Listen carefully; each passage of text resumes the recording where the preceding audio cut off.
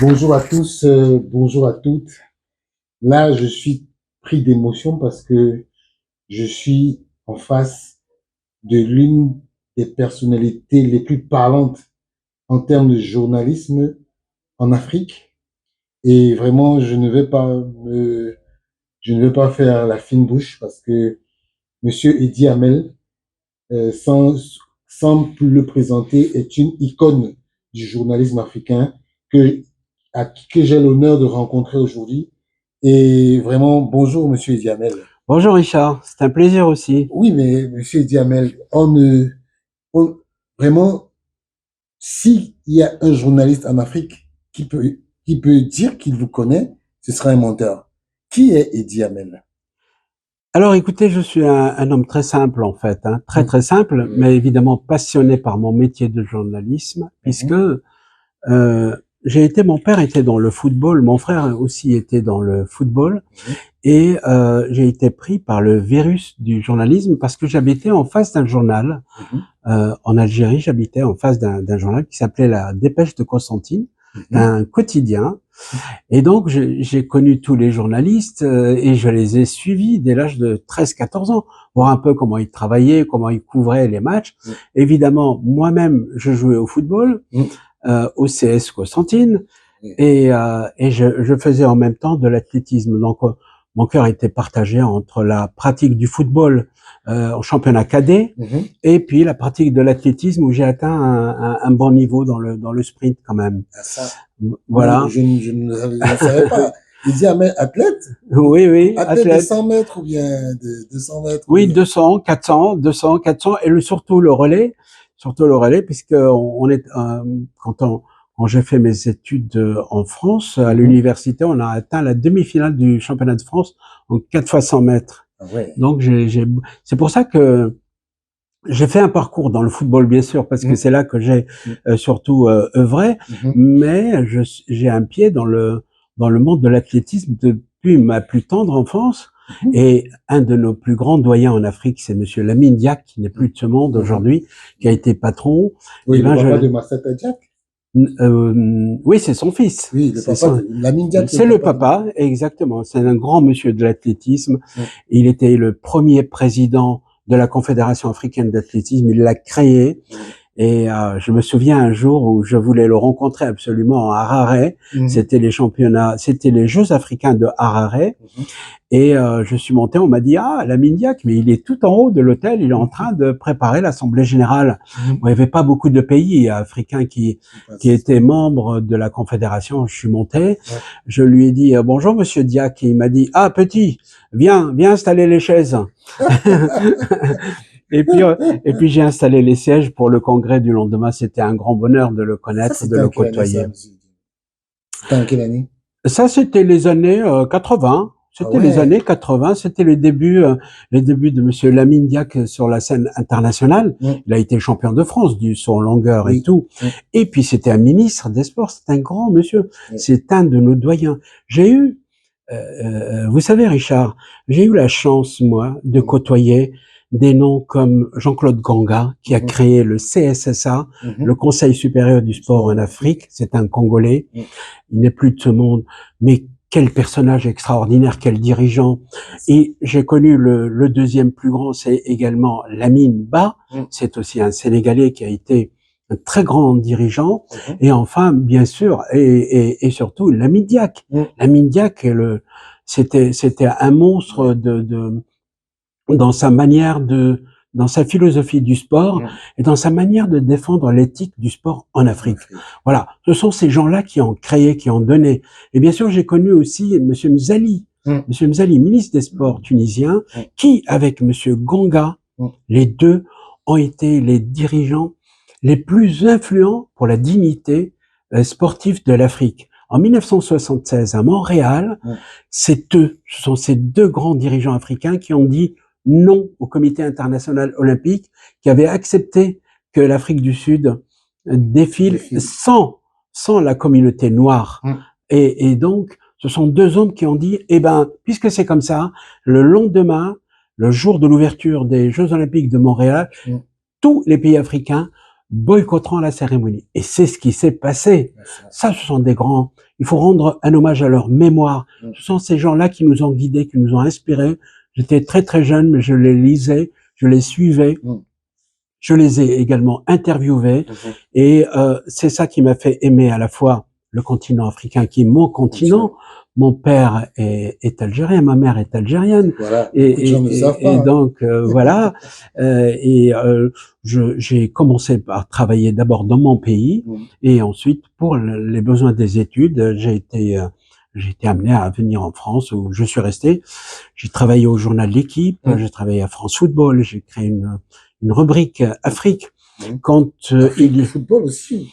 Afrique Football, je l'ai créé. Voilà. Je l'ai créé avec monsieur Simplice de Messé-Zinsou, ivoirien, qui était un armateur, le président de l'Africa, un très grand dirigeant également, qui est toujours de ce monde et qui s'intéresse toujours au football africain. C'est avec lui qu'on a créé cette belle aventure d'Afrique Football, parce que j'ai considéré avec lui, il venait de gagner la Coupe d'Afrique. J'étais à Abidjan, et il m'a dit, alors Eddy, tu rêves toujours de ton journal? J'ai dit, président, un jour j'aurai les sous et un jour je les ferai. Et il m'a dit, tu passes à mon bureau demain. Et c'est comme ça qu'il a financé la création d'Afrique Football. Il faut raconter l'histoire un peu d'Afrique Football, qui a été un énorme succès évidemment, parce que c'était la personnalité journalistique de l'Afrique qui naissait en même temps. On avait notre identité, on avait notre personnalité, et on recrutait que des journalistes africains, des jeunes. Et c'était un grand journal, évidemment, puisque on était en opposition de tous les autres magazines du monde qui traitaient l'actualité du football africain avec quelquefois dédain, avec de la hauteur, et on a refusé ce dogme, cette posture. Nous l'avons refusé avec quelques-uns, comme Fawzi Majoub, comme Ouattara, Ego Ouattara, beaucoup d'autres. Et justement, j'ai rencontré, pour ne pas vous couper, monsieur Eddy Hamel, j'ai rencontré Franck Simon la semaine dernière. Il m'a dit qu'il était jeune stagiaire à Afrique Football, justement, qui est le journal de monsieur Eddy Hamel. Il me l'a dit. Et franchement, quand moi j'appelle Eddy Hamel, Franck Simon la légende, comment est-ce que je vais appeler Eddy Hamel? Comment est-ce que je vais l'appeler? Parce que, franchement, revenons un peu sur l'épisode de Lamine Diack. Est-ce que ça ne vous a pas un peu peiné du traitement que la France, parce qu'il a été emprisonné en France pour un fait que jusqu'aujourd'hui on n'a pas su élucider. Pas emprisonné, il était en résidence. Oui. Hein, oui. Bon, il était en résidence. Mais justement, le traitement qu'il a eu, il était quand même privé de liberté ici en France. Oui, absolument, c'est vrai. Justement, mais comment est-ce que vous avez ressenti? Avec une énorme tristesse. Je suis allé le voir plusieurs fois. C'était ce n'est pas quelqu'un qui a pu cacher certaines malversations de son entourage ou de son équipe ou de son staff. Mais lui, je le considère, moi, d'une innocence absolue. Ce n'est pas le genre d'homme, à faire des malversations, ce n'est pas le genre d'homme à cacher des choses. On peut toujours être tenté, parce qu'il y a la tentation du mal qui nous entoure dans nos métiers. On fait du journalisme, on est dirigeant comme lui, on a la tentation du mal quelquefois. Mais je n'ai jamais cru en sa culpabilité. Ça c'est ma façon, mes convictions. Je connais l'homme, je l'ai connu très très jeune, à 18 ans je l'ai connu, je l'ai suivi dans toute sa carrière. Quand il a été nommé président, il était vice-président. Nebbiolo, le président de l'IAF, était décédé. Il a pris la suite en tant que premier vice-président et il a été élu 2 fois à la tête de la 2e plus grande fédération du monde après la FIFA. Et donc, à cette tête-là, il a opéré tellement d'innovations, tellement de changements. Ça, on était fiers de lui, d'avoir un président de fédération africaine de cette trempe-là, qui ne se laissait pas marcher sur les pieds. Il y avait Issa Yatou dans le football, il y avait Lamine Diack dans l'athlétisme. Et quand vous enlevez le football et l'athlétisme des Jeux olympiques, par exemple, il n'y a plus de Jeux olympiques. Il n'y a plus rien. Et donc, on était fiers d'avoir 2 personnalités de cette dimension. Lamine Diack restera pour moi quelqu'un d'exemplaire. Il fera partie à tout jamais de mon parcours, de ma vie de journaliste, et je garde les plus beaux souvenirs de son parcours. Donc, pour répondre à votre question, je suis sûr de son innocence totale. D'accord. Je vais vous dire un truc. Monsieur Eddie Hamel, quand je préparais l'interview, je me suis rendu compte que c'est un monsieur à multiples casquettes. Il est journaliste, il est écrivain, il a écrit un livre, il a été média officier de la FIFA, il est conseiller il a été conseiller du président. Aujourd'hui, il a toujours été dans les médias des sports parce qu'aujourd'hui, je suis dans les locaux de son entreprise qui est TV Média Sport.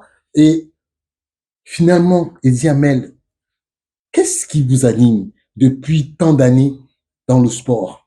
D'abord, c'est l'amour du continent. Alors, je suis peut-être un des rares journalistes à avoir connu les 54 pays de notre continent. Il n'y en a pas un seul où j'ai pas mis les pieds. Ah oui. Donc, les 54 pays, je les connais et j'y ai résidé. Ça, c'est la passion du continent déjà. La culture, la personnalité, l'histoire de ces pays, la connaissance. Je n'ai pas connu les grands hommes qui ont fait notre histoire africaine. Je n'ai pas connu Nkrumah, je n'ai pas connu Bella, je n'ai pas les hommes politiques qui ont les Patrice Lumumba, tous les grands noms qui ont fait l'histoire de ce continent avec dignité et respect.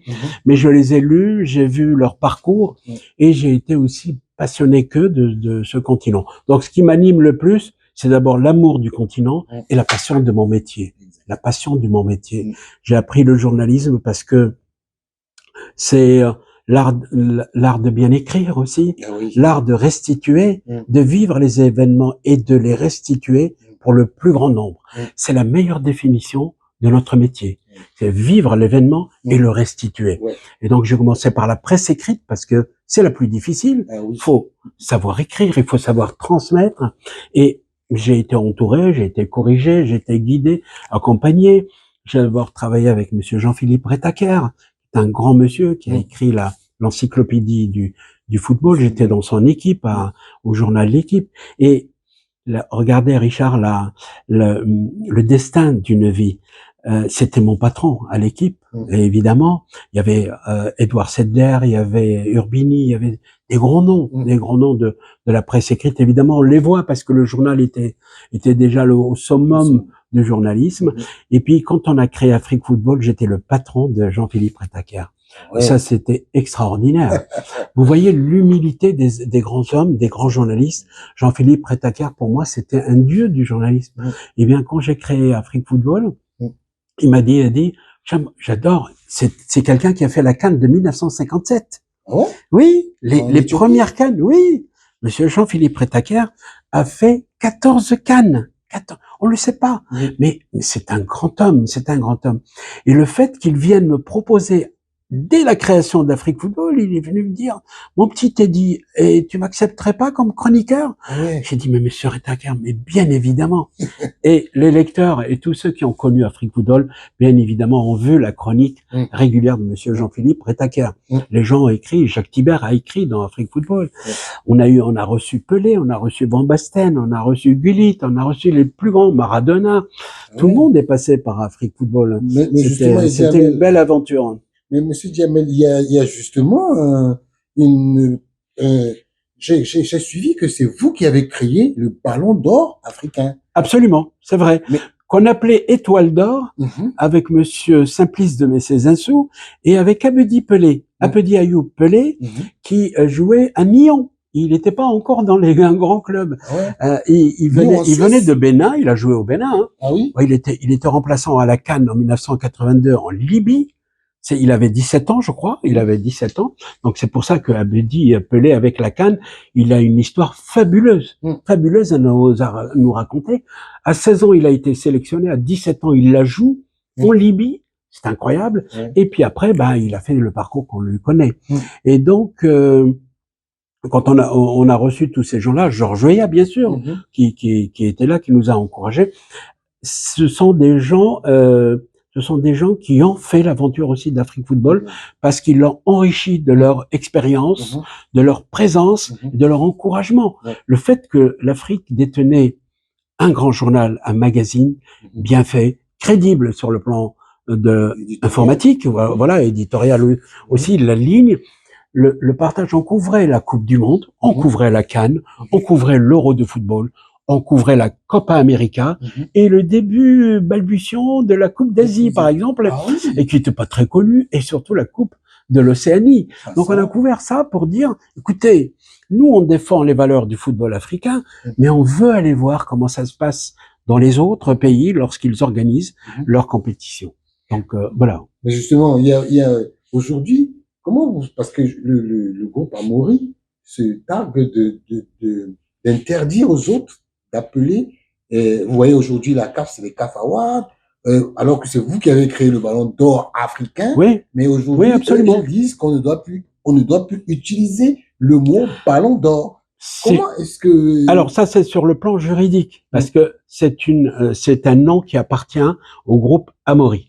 Ça, c'est eux qui l'ont créé, c'est vrai. Avant, ils toléraient, il y avait une tolérance. Les pays disaient ballon d'or, golden ball, voilà, ballon d'or. Tout le monde utilisait. À un moment donné, ils se sont mis avec la FIFA et puis se sont séparés, se sont pas entendus.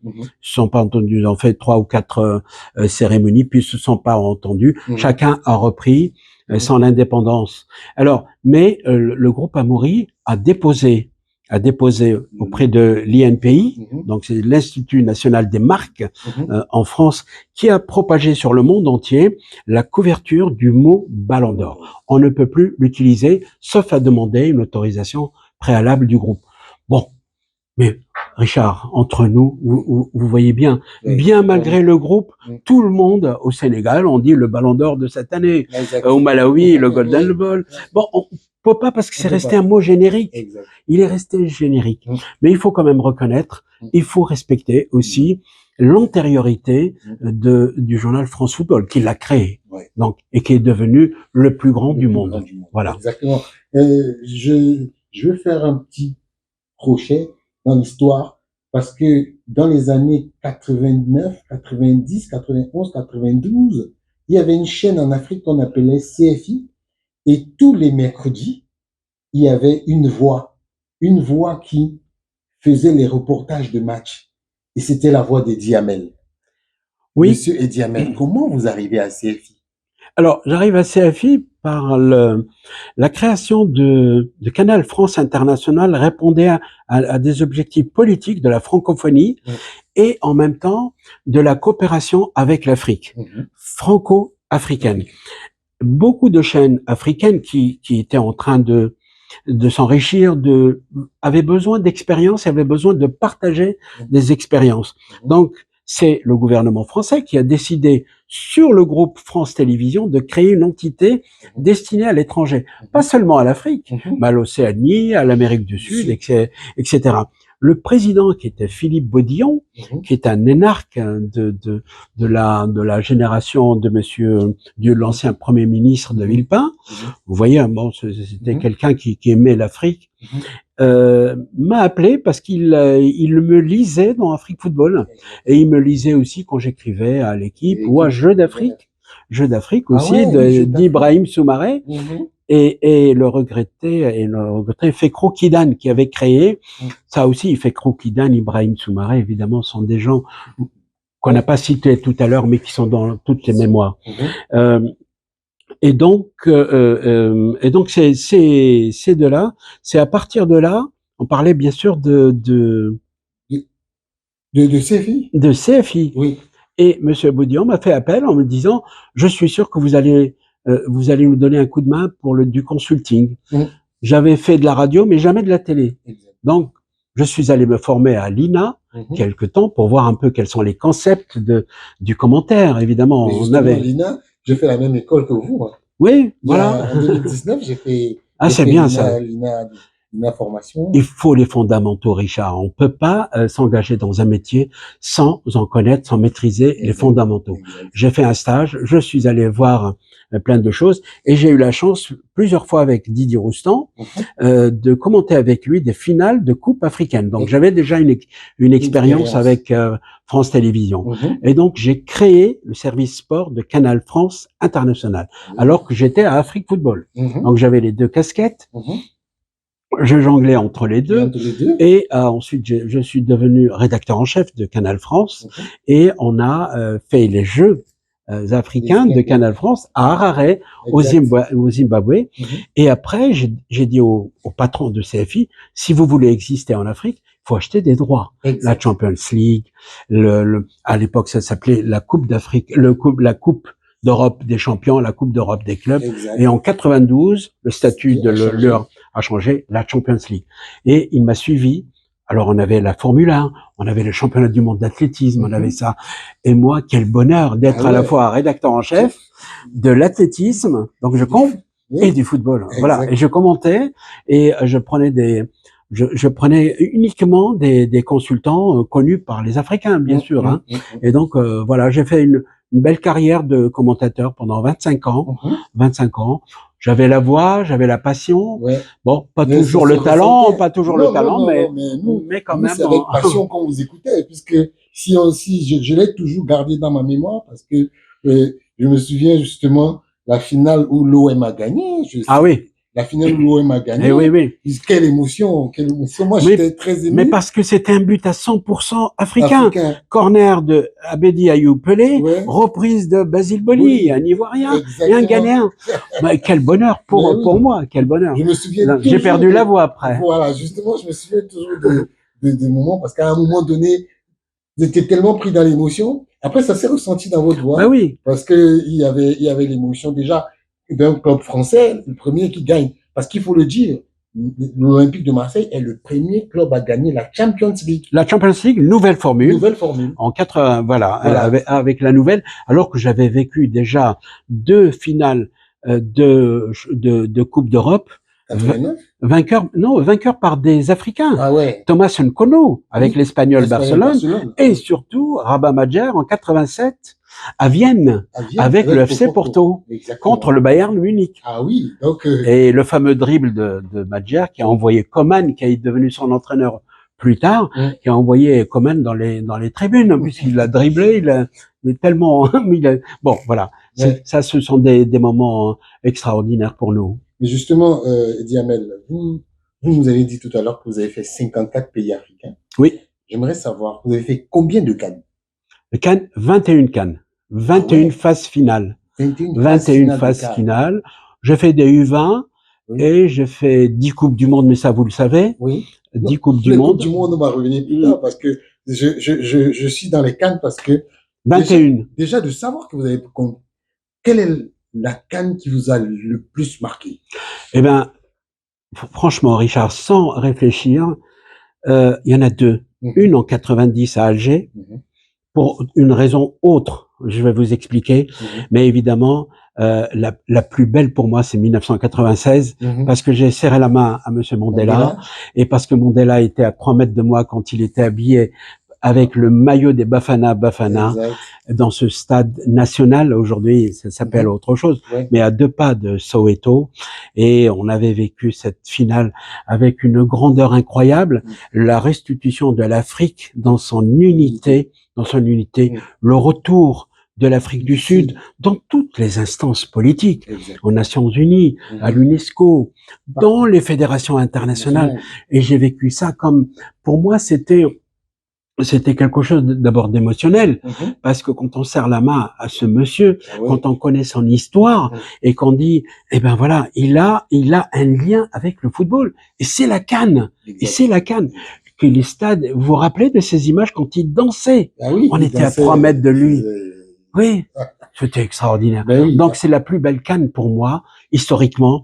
Et 90, pourquoi 90 à Alger? Parce que c'est la première fois que les pays africains recevaient l'image par satellite en direct. C'est le plus grand nombre, c'est à partir de 90 que il y a eu un système de diffusion par satellite gratuit, ce qu'on appelle aujourd'hui le free-to-air, et donc par satellite, tous les Africains ont reçu gratuitement l'image de la CAN. Et c'est, pour moi, c'est la propagation du plus grand événement de football. Et voilà. Et le monde entier, au Japon, ont vu la finale de 90, Algérie-Nigeria, 1-0. Voilà. Le Brésil a vu la finale, la Colombie avait cette finale.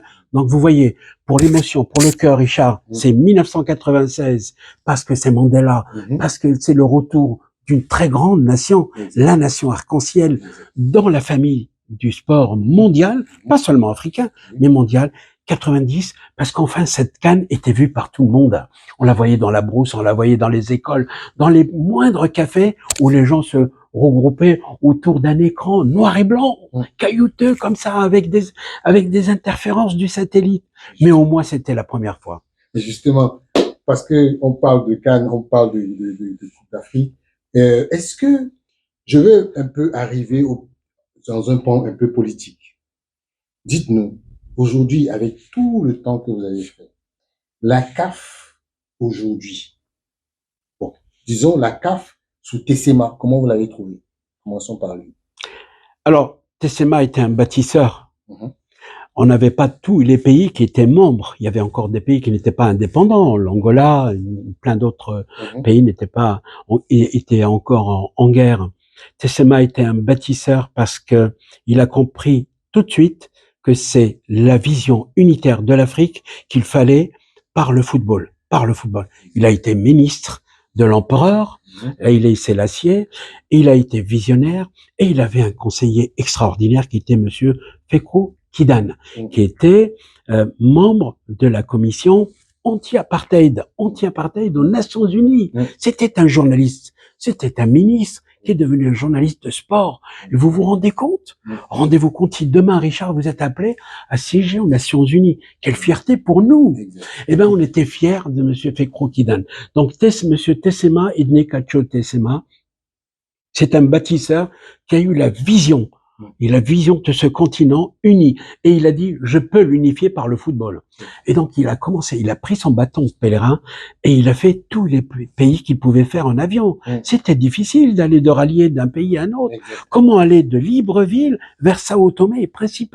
Il n'y a pas de ligne, il n'y a pas de, pas aller par le, voilà. Donc, c'était compliqué. Mais même en Afrique de l'Ouest, c'était difficile. Les liaisons étaient compliquées. Les bateaux n'existaient pas encore en liaison. C'était compliqué. Eh bien, monsieur Idné Kacho Tessema, d'abord, a eu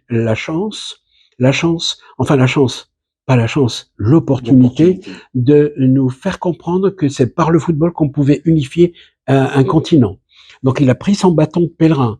Il a fait tous les plus grands pays pour leur dire, il faut adhérer, il faut jouer la CAN, il ne faut pas faire des forfaits. Les forfaits africains à cette époque-là, ils étaient en légion. Les pays ne participaient pas aux qualificatifs du tournoi olympique, ne participaient pas aux qualificatifs de la Coupe du Monde, ne participaient pas aux qualifications de la CAN, qui n'était pas encore un grand événement. C'était un regroupement, on disait ouais, c'est un regroupement. Voilà, les professionnels, ils venaient pas, c'était pas encore. Monsieur Tessema a eu un statut de bâtisseur, mais et il a eu également le courage de faire porter une voix africaine dans les instances. Au CIO, il y avait un monsieur Avery Brundage, qui était un raciste, qui était un homme qui a tout fait pour reléguer au deuxième plan les États africains pendant les Jeux Olympiques. Il était assez dur avec l'Afrique. Il y avait à la tête de la Coupe du Monde également, avant monsieur Avlange, il y avait aussi une difficulté à exister dans le football mondial. On reléguait, on avait un pays. Rendez-vous compte que le Maroc en 1970, lorsqu'il est allé jouer au Mexique la première Coupe du Monde, c'était le seul pays. Alors qu'on avait 36 ou 37 pays adhérents déjà à la FIFA. C'est scandaleux. Tessema, monsieur Idné Kacho Tessema, a fait entendre sa voix. S'est battu mordicus pour installer des membres dans les commissions. Il y avait pas. Membre de commission médicale. Comment un médecin africain, membre de la commission? Mais pourquoi voulez-vous ça? Et monsieur, parce qu'il est autant médecin que vous. Il est autant chirurgien que vous, autant, spécialiste de sport comme vous. Ça a été son combat extraordinaire et il a réussi. Et il a tenu tête lorsque monsieur Avlange a été élu à Francfort en 1974. Il est allé lui dire, à partir de maintenant, vous m'aurez toujours soit comme ami si vous respectez l'Afrique, soit comme ennemi. Et je vous combattrai si vous n'aidez pas l'Afrique à avoir plus d'honneur, plus de place, plus de membres, plus d'organisation. Et c'est comme ça qu'il a gagné la première bataille. Après son élection, Idné Cacho Tessema a dit, ah, vous avez créé le U20, championnat du monde U20, il faut qu'il se joue en Afrique. Avalanche lui dit, mais non, c'est la Colombie. Il lui dit, faut qu'il se joue en Afrique. Et il s'est joué le premier tournoi à Tunis. Oui. Ça, c'est la victoire de nos dirigeants qui ont fait entendre leur voix. Alors, l'avantage, c'est que Idné Cacho Tessema a été remplacé par Issa Hayatou, qui également avait une grosse identité africaine, une grosse part de son parcours et qui a repris le flambeau de Idné Cacho Tessema avec la plus grande vigueur et avec la plus grande fermeté face à Avalanche. Vous pensez pas qu'il a suivi les pas de Idné Cacho? Mais bien sûr, parce qu'il l'a connu. Monsieur Issa Hayatou était membre du comité exécutif. Et lorsqu'il est devenu candidat à Casablanca, on a dit, ah, c'est bien, c'est un jeune qui vient. Parce que le docteur Halim avait déjà presque 78 ans. Alors, elle a dit, qu'est-ce qu'on fait? Est-ce qu'on prend le docteur Halim qui a été chef d'État du Soudan, etc., d'un éminent chirurgien, d'un homme est-ce qu'on lui donne parce qu'il a l'expérience, ou est-ce qu'on ouvre la voie à la jeunesse, comme Issa Hayatou, et vers un autre devenir pour le continent? Eh ben, on a choisi au deuxième tour. Il y avait aussi un Togolais qui était là, mais c'est Issa qui a gagné, c'est la jeunesse. Il était membre du comité exécutif. Il avait fait entendre sa voix. Il était directeur national des sports, quand même. Oui. Il était directeur national des sports. Et il était un champion du 800 mètres. 800 mètres. Voilà. Votre sport favori. Alors, on a parlé de Montréal, Richard. Il était là. Ah ouais? Le boycott l'a empêché de courir le 800 mètres. Ça, c'est une histoire qu'il faut dire aux jeunes. Ah ouais. Issa Hayatou était athlète. Il avait fait son minima et il allait participer au qualificatif des Jeux Olympiques. Il était très bon. Il tournait à moins de 2 minutes dans le 800 mètres. Ah ouais. Et il n'a pas couru parce qu'il y a eu ce fameux boycott décidé pour respecter l'Afrique. Voilà. Il y a eu des grands moments de respect de l'Afrique. Beaucoup de moments dans le respect. Et donc, voilà un peu l'histoire d'Idné Cacho Tessema qui a placé le flambeau. Et c'est grâce à Idné Cacho Tessema qu'on a réussi aussi à avoir plus d'écoute à la FIFA, que monsieur Avalanche a été sensibilisé à l'Afrique et il a commencé et il a fait 32 pays, monsieur Avalanche, 32 pays africains, parce que Idné Cacho Tessema, il lui a dit, arrête de partir en Colombie et au Pérou, on en a marre, arrête de partir à Sydney et à Rome, va voir un peu Abidjan, va voir un peu Yaoundé, va voir Alger, va voir etc. Voilà, c'est lui. Et c'est comme ça qu'il a visité 32 pays africains. Mais justement, je voulais embrayer après Idné Cacho sur Hayatou, vous avez dit un mot si vous avez encore, parce que pour moi, je pense que avec ce que vous m'avez dit, je vois que Hayatou a un peu surfé sur les vagues de Idné Cacho, mais justement, si vous me permettez, le troisième président de la CAF, qu'est-ce que vous pensez de lui, Hamad Hamad? Écoutez, Hamad Hamad d'abord a été 3 fois ministre dans son pays. C'est un professeur d'éducation physique. C'est un homme qui jouait au tennis à un plus haut niveau et au football comme milieu de terrain. Donc, il avait le sport dans ses veines. C'est un homme passionné par le sport, pas seulement. Et c'est vrai que quand il a atteint le stade de ministre des Sports, il a été aussi ministre des Transports, de la Pêche. Et, bon, voilà. Quand il s'est présenté, ça a été d'abord, pour moi, le sentiment de courage d'un homme qui attaque un monument imprenable. Voilà presque 30 ans que monsieur Issa Hayatou régnait sur le football, réélu sans problème. Bon, il travaillait, hein. Bien sûr. Il faut quand même juste une parenthèse, cher Richard, c'est qu'en 1994, j'étais avec lui à New York, à l'hôtel, et il m'a dit, tu vas voir, Eddie, tu vas voir ce qui va se passer à cette réunion. C'est la fameuse réunion où Avalanche allait décider du partage du monde. On ouvre juste cette parenthèse pour réattribuer plus de places. Et c'est Hayatou qui avait pris la parole avant tout le monde pour dire, moi, à moins de 5, je retire tous les pays africains de la FIFA. Si je n'ai pas 5 places en phase finale, c'est lui qui a gagné cette bataille à New York en 1994. Et malgré la résistance des Européens, qui étaient à déjà 16 pays, je crois, eh bien, Hayatou avait gagné. Je l'ai embrassé quand il est sorti de la salle. J'étais le seul. Il m'a dit, Eddie, 5. J'ai dit, mais on s'embrasse. 5 pays pour la prochaine Coupe du Monde. C'est lui qui avait obtenu les 3 d'abord. Les 3 places. Parce oui, il y a une seule place, oui. Et c'est à partir de 82 qu'il y a eu 2 places, mais avec les résultats. Parce que le Cameroun a joué 82 sans être battu, y compris par le champion du monde, l'Italie. Il y a eu le Maroc. Non, en 82, c'est l'Algérie qui bat l'Allemagne. Qui bat l'Allemagne et le Chili. 3-1, il explose le Chili, bat l'Allemagne avec Madjer, Assad, Belloumi. Et c'était quand même autre chose. Je vais couper, il n'y a pas de souci. Je vais couper au montage. Justement, en 86, c'était le Maroc qui avait fait une belle performance. Alors, le Maroc a explosé le Portugal 3-1 et s'est retrouvé comme étant le premier pays qui passe en 8e de finale contre l'Allemagne à Monterrey. Ça, c'est l'histoire. Au Mexique. Mais le premier pays.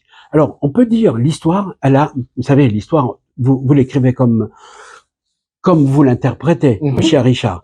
Si on veut l'histoire une et unique, c'est évidemment l'Égypte qui participe en 1930, 34 et 38. Sauf qu'en 1930, il fallait 4 mois en bateau pour arriver. Et ils sont arrivés en retard, donc ils n'ont pas joué. En 34 et 38, en Italie, c'est sous l'ère de Mussolini. Bien évidemment, en 34 et 38, il n'y avait pas de qualification.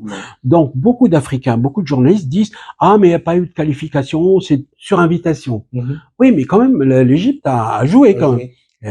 A joué 34 et 38. Alors ça, c'est un pont d'histoire, pas antique, parce que c'est quand même en 1934. C'est récent. Bien sûr. Et il y a l'autre histoire avec qualification, qui a un autre prestige en 1970, avec le Maroc qui se qualifie et qui fait match nul quand même. Et puis après, la première victoire africaine, ce n'est pas le Maroc, c'est la Tunisie contre le Mexique à Rosario, le pays de Monsieur Messi. 3-1, c'était la première victoire. Et puis, entre-temps, qu'est-ce qui s'est passé? C'est qu'avec le travail de monsieur Tessema et de monsieur Hayatou, on est arrivé à être les meilleurs du monde dans les catégories 17 et 19. La première Coupe du Monde de U17, c'était dans la banlieue de Florence. Le Ghana a fait un match, un récital. Et Avalanche, le président de la FIFA, dit, écoutez, ce match-là, la cassette doit faire le tour du monde. Il a donné ça à une boîte de production au retour.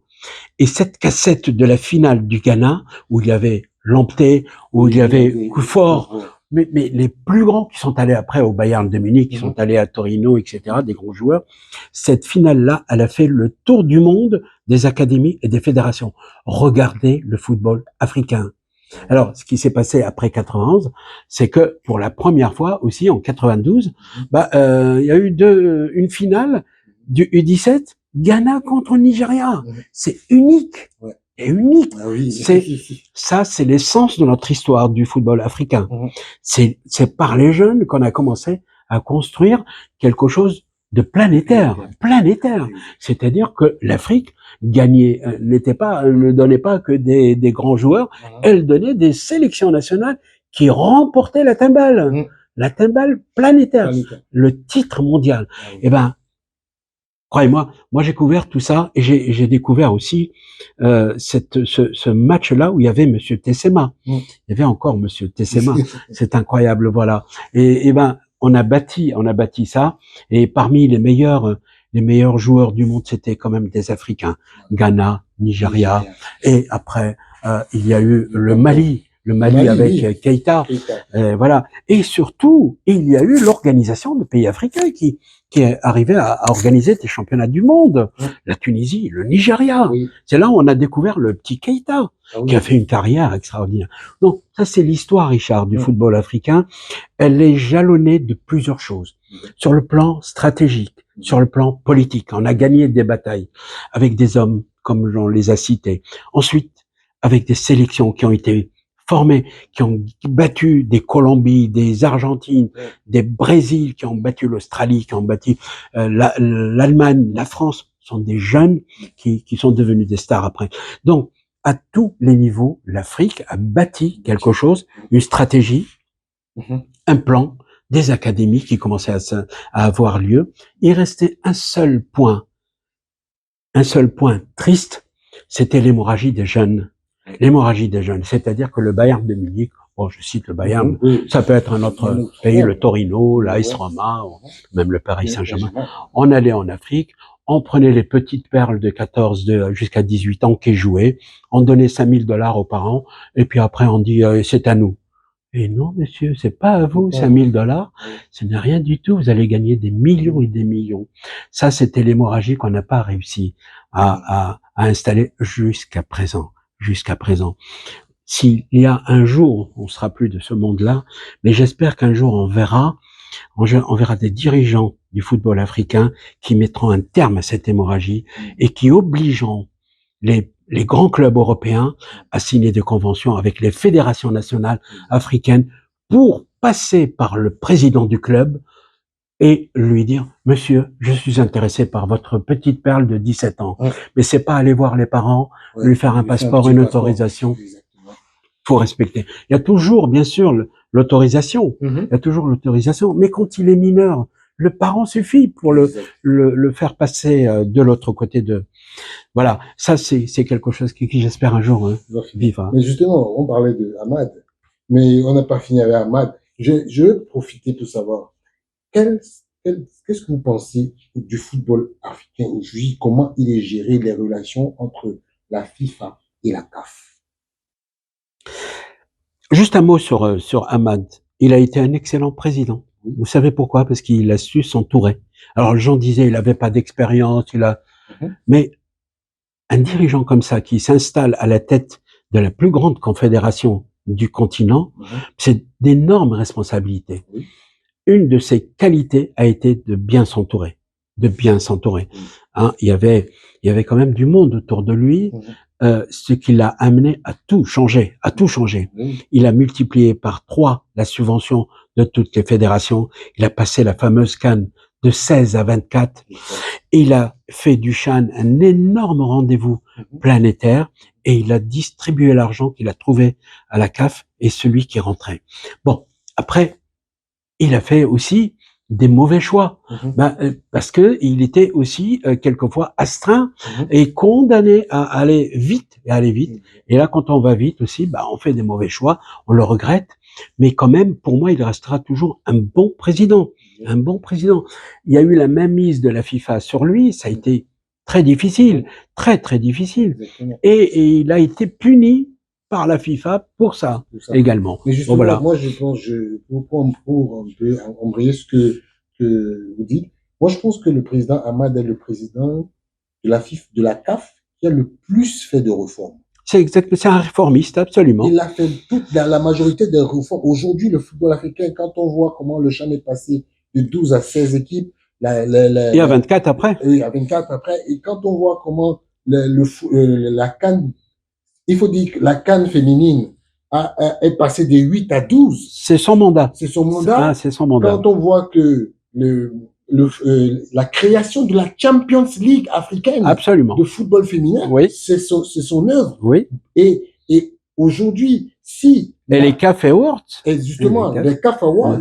Et justement, si on voit aujourd'hui une CAF tous les employés de la CAF sont considérés au Caire aujourd'hui comme des ambassadeurs, c'est grâce à l'accord signé entre le président Hamad et moi je pense que le président Hamad a beaucoup fait de réformes.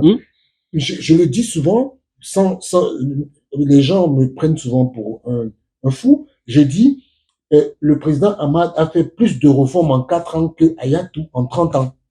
Alors, il a fait beaucoup de réformes. Et Richard, si vous permettez, je vais vous en rappeler une très importante pour la personnalité du football africain. Le nouveau siège de la CAF a été bâti sur un terrain qui appartient à l'État égyptien ou à des privés. Alors, on n'a jamais su exactement. Quand il a été élu, j'étais conseiller du président Hamad, j'ai dit, écoute, il faut que tu traites ça avec le général Sisi, le chef de l'État égyptien. Il m'a dit, Eddy, mais non, on va voir. J'ai dit, président, ça, c'est quelque chose que tu as inscrit dans ton programme. Récupérer le siège comme finalité de l'indépendance du football africain. Être propriétaire de son propre siège. Comment peut-on concevoir autrement un siège de la Confédération, le plus grand sport, le plus riche et le mieux organisé. Donc voilà. Eh bien, il a été reçu par le général Sisi, qui lui a dit, je vais passer ça par le ministère et par l'Assemblée nationale pour que vous soyez propriétaire. Et il a signé cette convention. Alors, elle était limitée dans le temps. Je ne sais pas si c'est 10 ans ou 20 ans. En tout cas, il l'a signée et on était tous fiers de ça. Ça n'a pas été bien communiqué, malheureusement. Mais en tout cas, ça, il faut le rappeler. Exactement. Ça, c'est son œuvre aussi. Exactement. Justement, revenons aux relations entre la CAF et la FIFA. Comment est-ce que vous percevez la mainmise? Parce que sous le président Ahmad, on l'accusait déjà, mais vers la fin, on a compris que c'était pas, il sait pas ce qu'il voulait. Comment aujourd'hui vous comprenez que la CAF soit entièrement gérée par la FIFA? Écoutez, moi, je peux pas faire de reproche à la FIFA pour une raison toute simple. Lorsque j'ai parlé tout à l'heure des grands dirigeants comme Lamine Diack, et Issa Yatou, Fekro Kidane ou Jean-Claude Ganga, sont des gens qui imposaient leur vue africaine. Imposée.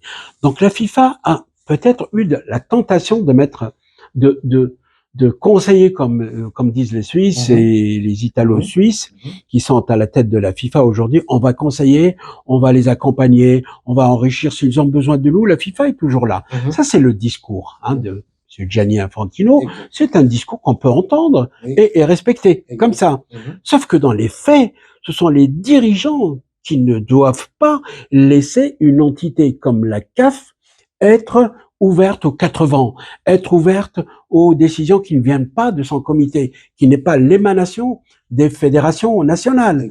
Le football africain doit être dirigé par des Africains, doit être l'émanation, les grandes décisions doivent être l'émanation du terrain africain, des présidents et surtout d'un comité exécutif qui doit prendre ses responsabilités et les assumer. Une confédération doit être indépendante, libre et autonome.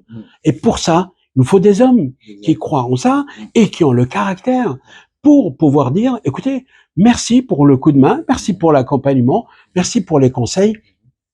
Nous sommes africains, nous avons 80 ans d'histoire au moins de football africain, on sait gérer. On sait gérer, on sait ce qui nous convient, on sait ce qui ne nous convient pas. Vous êtes la FIFA, vous êtes le gouvernement mondial du football. Donnez-nous vos idées, donnez-nous vos conseils. On vous écoutera toujours. Mais laissez-nous gérer cette confédération par des Africains et pour des Africains. Et si vous avez des conseils ou des choses qui ne sont pas dans le cadre des statuts de la FIFA, dites-le nous. On travaille main dans la main, main dans la main.